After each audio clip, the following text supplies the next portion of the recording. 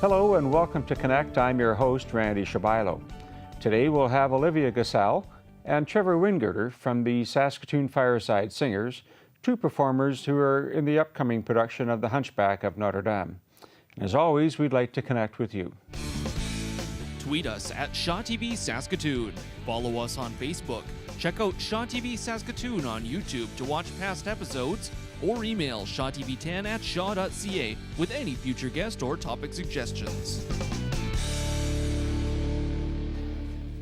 The Hunchback of Notre-Dame is coming to Saskatoon to TCU Place with the Saskatoon Fireside Singers. We have Olivia Guselle and Trevor Wingerter here, who are performing in this play, and I'm told just on the tongue of good rapport in the community that this is going to be something spectacular. So thank you both for making time today. Yeah, thanks for having us. You're so welcome, Randy. Thanks for having us. Trevor, maybe start with you, because you've been with the Fireside Singers for a while. That's right, yeah. Talk a little bit about yourself and how you got involved with the organization. Sure. I've been about 13 years now with the Fireside Singers with Marilyn Whitehead. I was, it's kind of a funny story, I was fixing her furnace. I'm a plumber by trade, and down in her furnace room fixing away, and I heard her students practicing upstairs. And I couldn't believe the talent, I couldn't believe the voices that I heard as I'm plumbing away down in the basement. I came upstairs to give her the invoice, and I said, "What choir is this? What group is this? It sounds magnificent, and I want to be part of it." And that's how I started with the Fireside Singers with Marilyn Whitehead. She gave me a little time slot. She said, "Come out and see us. Come to a practice, see what you think, and we'd love to have you as part of the team." So that was 13 years ago. I did my first Christmas show, and then now we're here 11, 12 musicals later, and I've loved every moment of it. She is a remarkable woman, and the vision that she's had for as long as the organization's been in existence. Is it something that you had been singing before, or you kind of grew into? When I was a kid or in high school, I did some musical training, and through music festival and so on. It was always a passion of mine. And then as I became an adult, you have to get a job and hit the old working force. There wasn't as much time for music. But slowly, as I entered into my late 20s or 30s, I decided it was time to get back into music. And this was such a great avenue for me. I was accepted and welcomed into this Fireside community, into this Fireside family. And really, I haven't looked back since. There wouldn't be, if this wasn't here for me or wasn't a part of our community, I think I would be lost. It's so nice to be part of it, and it's so nice to be able to sing, to act here in Saskatoon. What an opportunity to be on the TCU stage and to be doing something that we love. And still here in Saskatoon with my family, with my wife, with my children, I feel blessed. I think that's important you touched on that, because what I keep hearing, and with the number of times that I've attended, the quality of the performances is top-notch and second to none in most cases. So Olivia, talk a bit about yourself and how you came to get involved with this. Well, it was actually, it's cool that you said that, because something that makes Fireside so special is that Marilyn personally is the private voice teacher of the vast majority of the people in the choir, and that's actually how I started. So about 8 years ago, I followed in the footsteps of my older cousins, Colby and Madison McLean, and Madison McLean is actually playing the lead girl of Esmeralda. Yeah. And so I followed them. They were doing so well, so I started taking voice lessons with her, and then she asked if I wanted to be a part of the choir. And she's been my private voice teacher for 8 years, and I just moved to the university, and I'm taking from a different teacher now, but she is really the reason that I'm singing at all today, and she's the reason that so many people in Saskatoon are so successful with their musical studies, and I owe it all to her. So, kind of nudging the ball down the field, I think, in terms of absolutely. everyone's careers, and showcasing the talent that you obviously harbor. That's right. In your case. Let's talk about the Hunchback, because the production itself was a bit of a catch for Marilyn to bring here. What can you tell us about the production? Yeah, it took us a while to get. They had obviously heard the music, the musical itself. It was an adaptation from the Disney film, and of course the novel, the original novel, and they turned it into this musical. And the music itself is just inspiring. It's well written. It's made for a group our size. It's made for a choir. Yeah, we're 80 to 100 strong, so we throw all of us on stage at once, and everybody is singing their hearts out. And then they have the lead characters like Quasimodo, and I'm lucky enough and fortunate enough to play that character, or Frollo, or Phoebus.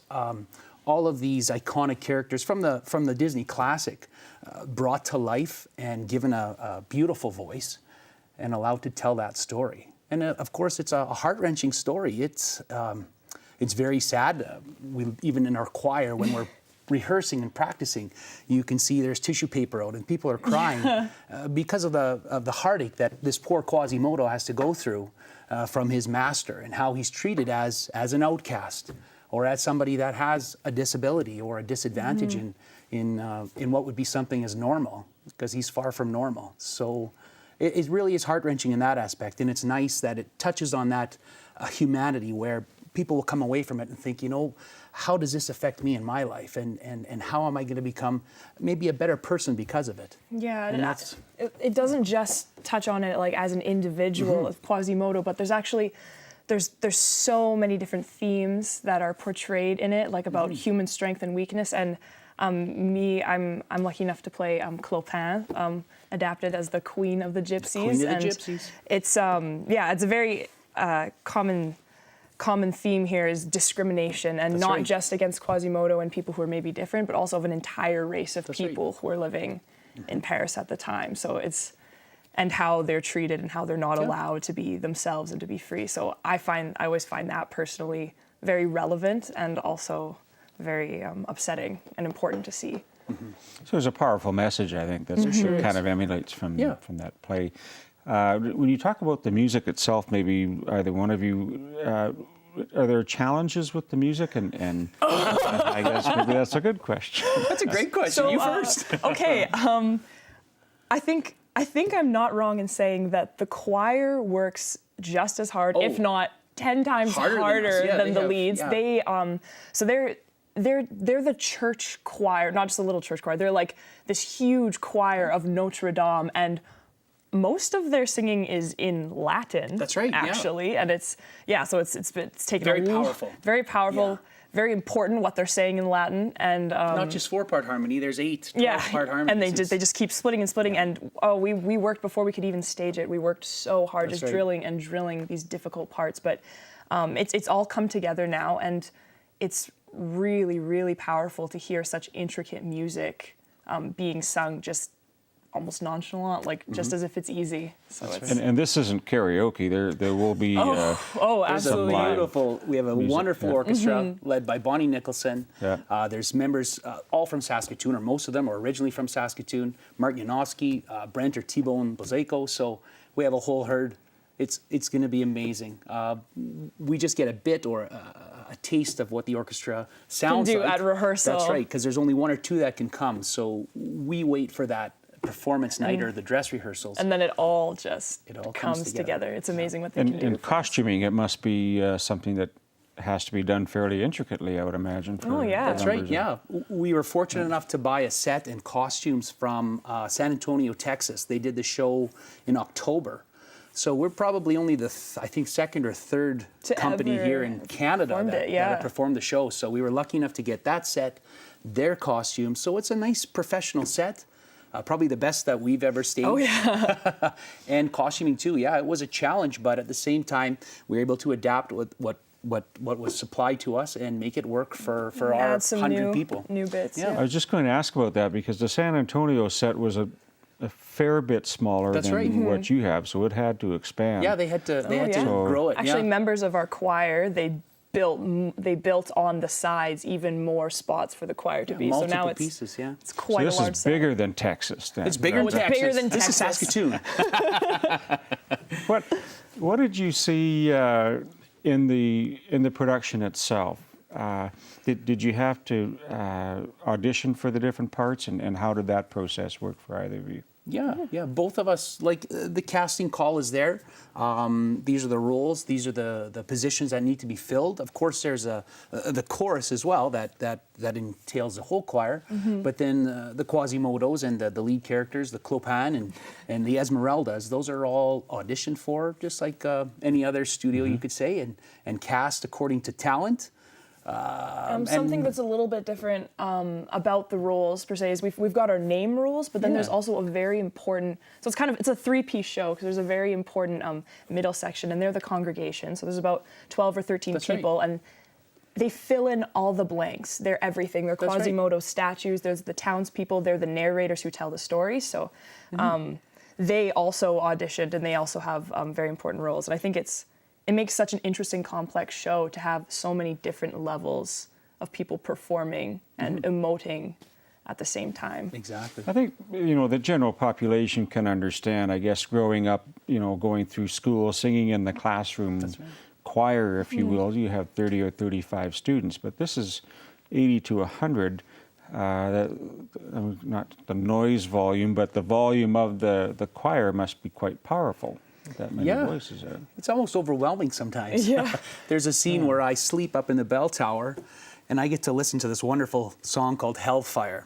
Geordie Houghton sings it, and it's absolutely breathtaking to hear the power, because I'm not part of that song, so I just get to sit and listen, and it is quite overwhelming. It's phenomenal. I don't mean to brag or to say, look at us, look at what we can do, but there is a talented group and a talented bunch that we're just blessed to be a part of. There's something so special about, even though there's so many of us, Marilyn has always taught us that forte does not just mean loud, it means strong and powerful with depth. And I think being almost all classically trained singers, we solo singers also, we really have an understanding of how to sing in the most beautiful way possible. And so instead of just being a loud choir of a bunch of people, we're powerful and we're moving, and we do it in the most beautiful way possible. So, how much time have you spent rehearsing this to this point here in mid-May? It's been pretty, we start in January. Even the auditions were back in October, of 2017. So they did the auditions and had it cast so that we could learn our parts and learn the music, because it was demanding and there was a lot to memorize. But through the practices and even the set that we have, and through the direction of Albert Couture and with Marilyn Whitehead, our choir director, it's been, I don't want to say effortless, but it's been an easy transition for us to get there, to get to that point where we're stage ready. We're still, a couple of weeks out, 2-3 weeks out.